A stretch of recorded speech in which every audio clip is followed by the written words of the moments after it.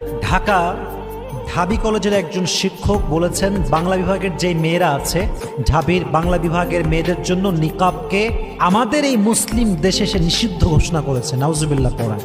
আচ্ছা, আমি আগে এতটুকু প্রশ্ন করি, এটা কি ৯৫% বিধর্মীদের দেশ না মুসলিমদের দেশ?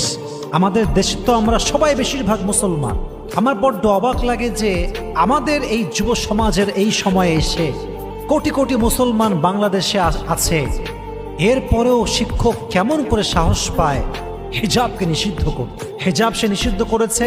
সে বলেছে যেই মেয়েরা পর্দা মেনটেন করে তাদের জন্য কলেজে না এসে বাসায় থাকা উত্তম, তারা কলেজে আসতে পারবে না। পরে হিজাবি যে নারীরা আছে তারা এটাকে কোর্টে আপিল করেছে যে আমরা হিজাবটা মেনটেন করতে চাই। কোর্ট থেকে এই আপিলকে বাতিল করা হয়েছে। বলা হয়েছে fathers teachers are like a father. তারা বলছে এই যে শিক্ষক তারা বাপের মতো, এদের সামনে কোনো পর্দা লাগে না। আমার অত কথা বলার কোনো সময় নেই, অত কথা আমি বলতেও যাচ্ছি না। জাস্ট দুটি কথা বলবো, দুটি কথা।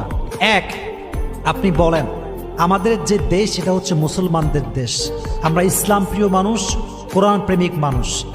যদি কেউ হিজাবকে নিষিদ্ধ করতে চায়, পর্দাকে নিষিদ্ধ করতে চায়, এটার বিরুদ্ধে আমাদের স্লোগান দেওয়ার দরকার আছে না নাই? প্রতিবাদ করার দরকারটা আছে না নাই? এই আইন আপনারা জারি করতে পারেন কিংবা না পারেন, আমি প্রতিবাদ করবো, because I M A Muslim.